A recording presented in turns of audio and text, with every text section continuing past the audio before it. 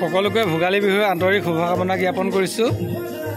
আজি ভোগালীৰ ভাত সাজ পৰিয়ালটোৱে একেলগে মিলি পেলাই খাওঁ বুলি ভাবিছোঁ। এয়া আমাৰ দেউতা এয়া খানা বনাই আছে।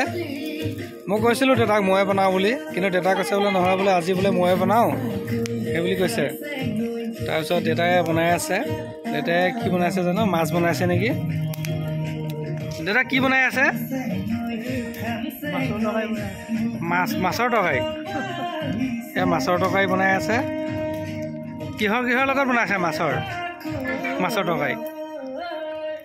ফুলকবি, বিলাহী, আলু আৰু মা মছলা দিছোঁ।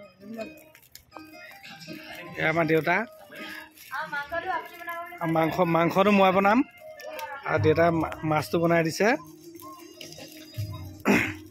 ভগৱানে আশীৰ্বাদ কৰক, সকলোকে যাতে ভালে কুশলে ৰাখে। আমাৰ দেউতাক যাতে দীৰ্ঘজীৱী কৰে।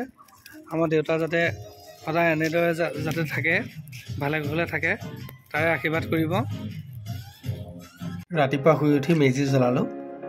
মেজিটো তেনেই অকণমানি, কাৰণ মেজি বনাবলৈ যিহেতু মোৰ সময় নাই, সেইটো কাৰণে দেউতাই মেজিটো বনাই দিছে নাতিনীয়েকৰ কাৰণে। তাৰপিছত সকলো নিয়ম নীতি কৰি আমাৰ অকণি বাইদেউৰ ঘৰলৈ গ'লোঁ। আমাৰ সৰু বাইদেউৰ নাম অকণি, সিহঁতৰ ঘৰ হৈছে ঘিলামৰা। তাৰপিছত ৰাস্তাত যাওঁতে প্ৰাকৃতিক সৌন্দৰ্য উপভোগ কৰিলোঁ। কিমান ধুনীয়াকৈ শাৰী শাৰীকৈ সৰিয়হ খেতি কৰি থৈছে আৰু মৌবিলাক ইমান ধুনীয়াকৈ চৰি আছে পথাৰত। কি এটা সুন্দৰ মনোৰম দৃশ্য, সঁচাকৈ বহুত ভাল লাগিল। এনেকৈ গৈ আমি বাইদেউহঁতৰ ঘৰ পালোঁগৈ। তাতে আকৌ ভাগিনটোৰ আজি জন্মদিন, কাৰণ সি মাঘৰ বিহুৰ দিনাই সি জন্মগ্ৰহণ কৰিছিলে।